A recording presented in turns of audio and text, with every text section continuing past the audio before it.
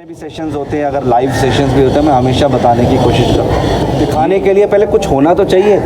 आधा बना के ही दिखा के लोगों को दिखा रहे हैं कि मैंने बना दिया, तो वो चीज़ गलत है। अच्छी कॉम्पोजिशन क्या है, बैड कॉम्पोजिशन क्या है, ये सोचना बहुत इंपॉर्टेंट है। रूल ऑफ थर्ड्स के बारे में पता है? नहीं। और गोल्डन रेशियो भी रहता है। रेशो 3 है और सब सोच रहे कि मैं जितना बड़ा बनाऊंगा उतना अट्रैक्टिव दिखेगा, मैं स्टैंड आउट हो जाऊंगा, है ना। तो वो गलत है। मैं हमेशा पेंटिंग करने से पहले लेआउट ज़रूर बनाता हूँ, राइट। तो वो बहुत इंपॉर्टेंट चीज़ होती है। ऐसा नहीं होता, किसी का नहीं आएगा। दुनिया में 99% आर्टिस्ट जो प्लेन एयर करते हैं वो सक्सेसफुल नहीं होते। तो ये कैमरा के बारे में नॉलेज होना बहुत ज़रूरी है एक अच्छे पेंटर कि मिड लॉन्ग शॉट्स क्या होते हैं, वाइड शॉट्स क्या होते हैं, एरियल व्यू क्या होता है, बर्ड आई व्यूज़ क्या होते हैं। तो वो सारी चीज़ों को आपके हॉराइजन्स चेंज होते जाएंगे।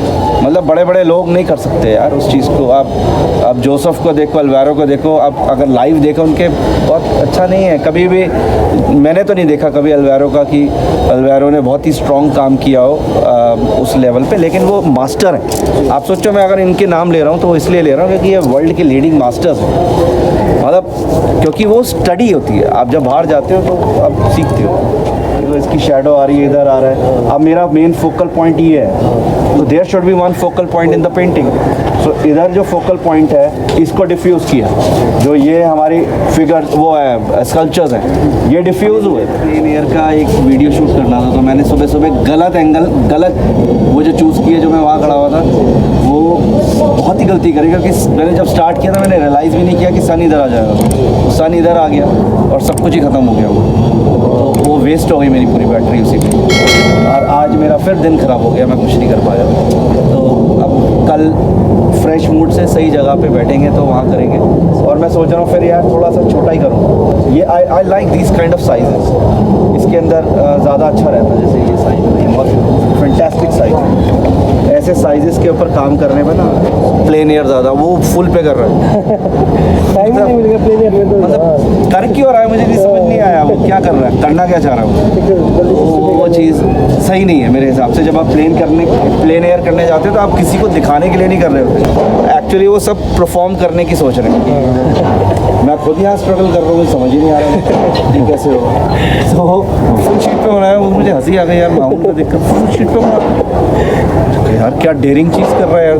मैं सबको देखकर पहले निकल रही थी, फिर मैं छोटा ही कर मैं कह तो रहा हूँ ये बहुत अच्छा साइज है। ये फैंटास्टिक साइज है। ऐसा साइज सबसे बेस्ट साइज होता है जब आप प्लेन एयर करते हैं, क्योंकि प्लेन एयर कभी भी फाइनल पेंटिंग नहीं होती है। प्लेन एयर सिर्फ स्टडी टाइम होता है आपका, और आप फिर स्टूडियो में जाके भी उसको दोबारा से बड़े में कर सकते हो। लेकिन यहाँ पर सारे सोच रहे हैं कि वो फाइनली पेंटिंग है और वो बेस्ट मास्टरपीस होना चाहिए। ऐसा नहीं होता, किसी का नहीं आएगा। दुनिया में 99% आर्टिस्ट जो प्लेन एयर करते हैं वो सक्सेसफुल नहीं होते, वो सक्सेसफुल नहीं होते। लेकिन सबसे ज़्यादा आप गलती करते हो ना, अच्छा नहीं बनता ना प्लेन एयर, फिर भी आप सबसे ज़्यादा सीखते प्लेन एयर से। क्योंकि वही एक बहुत बड़ा चैलेंज है कि इस वक्त देखो लाइट चेंज हो रही है, आप लाइव बना रहे हो, आपको सब कुछ दिख रहा है, आपको क्या लेना चाहिए क्या नहीं लेना चाहिए। ये बहुत इंपॉर्टेंट चीज़ है ना, कि कैसे डार्क फ्रंट है ना, फोरग्राउंड बैकग्राउंड, डिफ्यूज़, डिस्टेंस कैसे मेंटेन होगा। It's a big challenge. मतलब बड़े बड़े लोग नहीं कर सकते यार उस चीज़ को। आप जोसेफ को देखो, अल्वारो को देखो, आप अगर लाइव देखो उनके, बहुत अच्छा नहीं है। कभी भी मैंने तो नहीं देखा कभी अल्वारो का कि अल्वारो ने बहुत ही स्ट्रॉन्ग काम किया हो उस लेवल पे, लेकिन वो मास्टर हैं। आप सोचो मैं अगर इनके नाम ले रहा हूँ तो इसलिए ले रहा हूँ क्योंकि ये वर्ल्ड के लीडिंग मास्टर्स हैं। मतलब क्योंकि वो स्टडी होती है। आप जब बाहर जाते हो तो आप सीखते हो, और वहाँ आप अपनी गलतियाँ देखते हो कि आप क्या कर रहे हो, फिर आप स्टूडियो में आते हो और उनको ख़त्म करने की कोशिश करते हो, और अपना बेस्ट आपको समझ आ जाता है, रियलाइज़ होता है आपने क्या गलतियाँ करी हैं, अब मुझे नहीं करनी चाहिए। और हर बार ही एक नया चैलेंज होता है प्लेन एयर, तभी हम सब यहाँ पर बैठ के कर रहे हैं। लेकिन वो सब स्टार्ट हो गए एकदम बिना रियलाइजेशन की, घूमे, जगह देखें, स्पॉट अच्छा कौन सा है, कौन सा अच्छा एंगल बनेगा, they are not thinking that, they are just okay ये कंफर्ट जोन है, ये छाया है, मैं यहाँ से बना। मैं हमेशा एक ही बात बोलता हूँ कि कभी भी बेस्ट शॉट्स आपको आपके कंफर्ट जोन से नहीं दिखते हैं, है ना।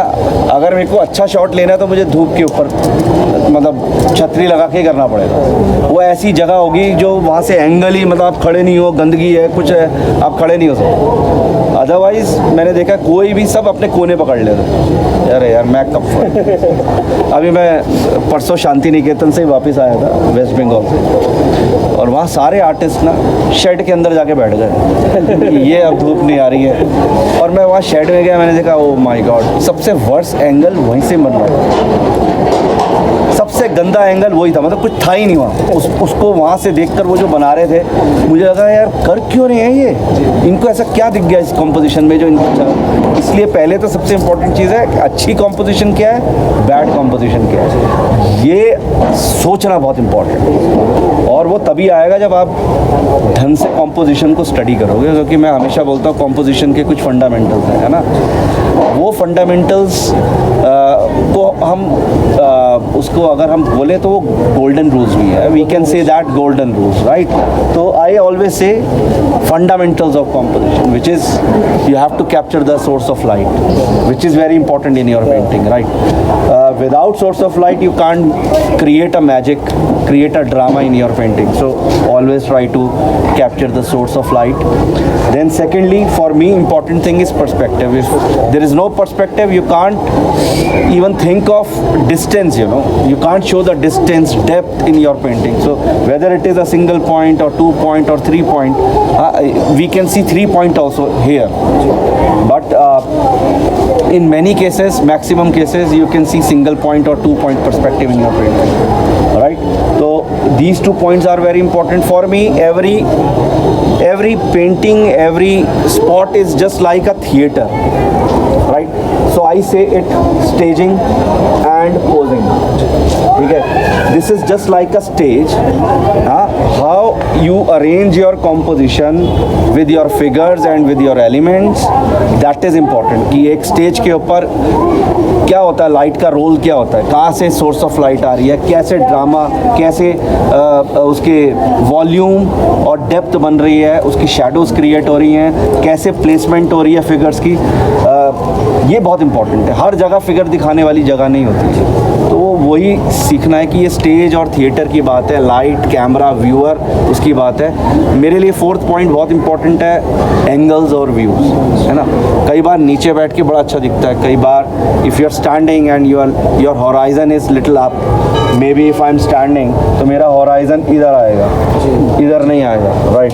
तो दिस इज़ ये है, my horizon is this is the horizon, तो आई एम स्टैंडिंग हेयर और मैंने ये खड़े होके पेंट किया है तो मेरा हॉराइजन इधर आया जी। तो ये इंपॉर्टेंट है, आपका हाफ नहीं रखना। अगर आप नीचे बैठोगे तो आपको वाइड एंगल मिलेगा, है ना। तो ये कैमरा के बारे में नॉलेज होना बहुत ज़रूरी है एक अच्छे पेंटर कि मिड लॉन्ग शॉट्स क्या होते हैं, वाइड शॉट्स क्या होते हैं, एरियल व्यू क्या होता है, बर्ड आई व्यूज़ क्या होते हैं। तो वो सारी चीज़ों को आपके हॉराइजन्स चेंज होते जाएंगे, जैसे जैसे आप स्टैंड करोगे, फर्स्ट फ्लोर पे जाओगे, सेकंड फ्लोर पे जाओगे, आपके हॉराइजन्स चेंज होंगे। तो अब देखो ना सोर्स ऑफ लाइट का कितना प्यारा काम है कि मैं ये छोड़ के चला और डार्क लाइट इधर से आ रही है, ये सारी चीज़ें डार्क हो गई, इधर डार्क हो गई, इसके शेड से ये डार्क हो गया, शैडोज़ क्रिएट हो गई। तो it is making creating beauty in the painting. See देखो इसकी शेडो आ रही है, इधर आ रहा है। अब मेरा मेन फोकल पॉइंट ये है, तो there should be one focal point in the painting.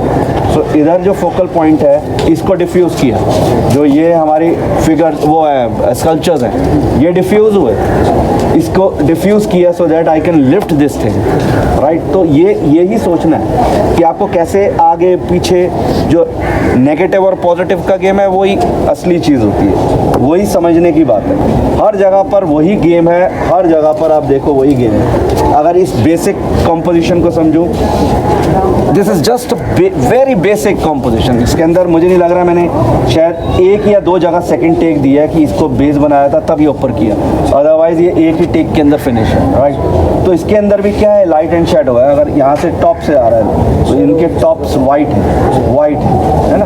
तो डेप्थ और लाइट का गेम ही सारा कुछ गेम है। अब इसी वैल्यू स्टडीज से पता लग जाएगा कि कितनी इंपॉर्टेंट चीज़ है कि आप स्कल्पचर्स को नहीं निकाल अगर मैं इनको निकालूंगा तो इसकी इंपॉर्टेंस खत्म हो जाएगी। तो यही चीज़ को समझना है कि इम्पोर्टेंट क्या है आपका।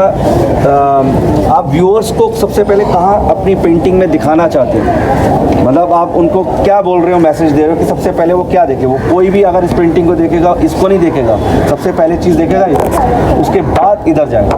तो यही इंपॉर्टेंट चीज़ें होती है सारी पेंटिंग्स के अंदर। अगर आप देखो, है ना, यहाँ पर भी सारा गेम लाइट एंड शेडो का है। हाँ, तो मैं I always try to capture light and shadow, वही जीत है। अगर आप इसको कैप्चर नहीं करोगे तो ख़राब हो जाएगा। और मैं हमेशा बोलता हूँ, कभी भी आप फिगर्स बनाते हैं तो फिगर्स के अंदर लाइन ऑफ एक्शन होना बहुत ज़रूरी है। लाइन ऑफ एक्शन का मतलब है no one is standing like stiffly. हाँ, सो उसके अंदर एक लाइन ऑफ एक्शन, जैसे अभी ये क्या है कि ये लूज़ हुआ है आपका टांग, क्योंकि इस पे वेट नहीं है, इस पे वेट है। वेट इधर से आ रहा है तो ये टेढ़ा हुआ और किसी का भी फेस सीधा नहीं है, टिल्ट हो गया, ठीक है। तो जब यहाँ से थक जाएगा इधर आ जाएगा। तो यही ब्यूटी है फिगर के अंदर। क्यों मॉडल्स ऐसे स्टैंड करके लगता है ना कि वो ऐसे लड़कों की तरह नहीं खड़े हो सकते, है ना, because we can't see the beauty in the figures. तो वो फिगर के अंदर जो ब्यूटी है वो तभी आएगी जब आप लाइन ऑफ एक्शन के अंदर अपनी फिगर्स को बनाओगे। यही इंपॉर्टेंट चीज़ है। तो ये फंडामेंटल्स हैं कॉम्पोजिशन के, source of light, perspective, staging and posing, आपका line of action, angles and views, rule of thirds के बारे में पता है? नहीं। और गोल्डन रेशियो भी रहता है। रेशो 3 है। तो कुछ लोगों ने, आपने देखा होगा, अगर वो लैंडस्केप बना रहे हैं तो स्काई मैक्सिमम है और थोड़ी सी पट्टी 1/3 उन्होंने नीचे ग्राउंड बनाया है। कुछ लोग 2/3 बनाते हैं ग्राउंड को और 1/3 बनाते हैं स्काई को। तो ये रूल ऑफ थर्ड्स हुए। कुछ ऐसी कॉम्पोजिशन होती है, कॉम्पोजिशंस आती है तो ट्रायंगुलर कॉम्पोजिशन है, जेड कॉम्पोजिशन है, जी कॉम्पोजिशन है। तो ये ट्रायंगुलर कॉम्पोजिशंस ही और जी कॉम्पोजिशन, सबसे डायगनल्स, ये सब बहुत इंपॉर्टेंट चीज़ें। इनके बारे में रीड करोगे तो आपको समझ आएगा कि कितनी इंपॉर्टेंट चीज़ है ना।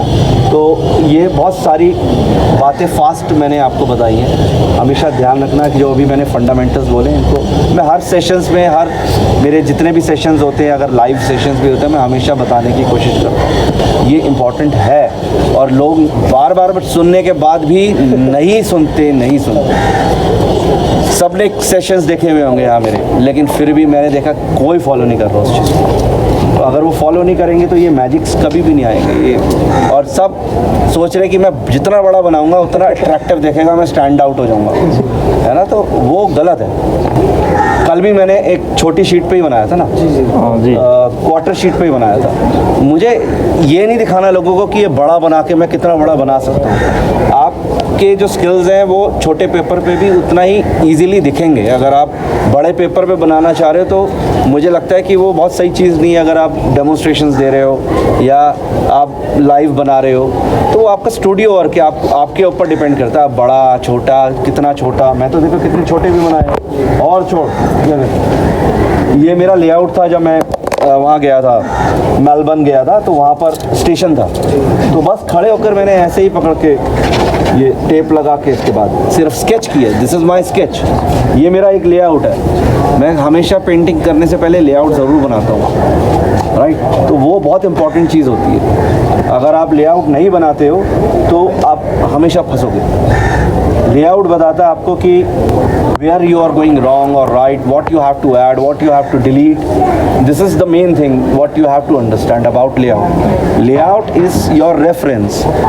Reference बहुत important चीज़ है, वो आपका डमी लेआउट है। अब आपको उसको देखकर फाइनल वर्जन बनाना है। अगर आप सीधा ही फाइनल वर्जन पे बनाने की कोशिश करते हो और वहाँ गलती होती है आपसे और लास्ट में कहते हो तो आप डिसअपॉइंट हो जाते हो, आपका पूरा गेम खराब हो जाता है, आप फ्रस्ट्रेट हो जाते हैं, नहीं यार इट्स नॉट कमिंग राइट। तो इसलिए it's not coming right because हमने लेआउट नहीं बनाया, हमने होमवर्क नहीं किया। हमें जल्दी है बनाने की पेंटिंग, जल्दी बनाओ, फटाफट बना के ओके डाल, इसमें नहीं ये बनाया, तो ये प्रॉब्लम है। इससे अगर लोग बाहर आएंगे मुझे लगता है कि कम टाइम वेस्ट करेंगे, ज़्यादा आउटपुट आएगा। दिखाने के लिए पहले कुछ होना तो चाहिए, आधा बना के ही दिखा के लोगों को दिखा रहे हैं कि मैंने बना दिया, तो वो चीज़ गलत है। मुझे लगता है इंस्टा और फेसबुक ने थोड़ा सा अच्छा रोल भी प्ले किया, बट वो अब नेगेटिव हो रहा है बिकॉज मुझे लगता है कि लोग ज़रूरत से ज़्यादा उस पर टाइम स्पेंड करते हैं रादर देन कि अपना काम करें, क्योंकि देयर इज़ नो शॉर्टकट, ये इम्पोर्टेंट है। ठीक है, तो आगे बढ़ते हैं। लंच के बाद मेरे ख्याल से एनबी को अब सोचना चाहिए कि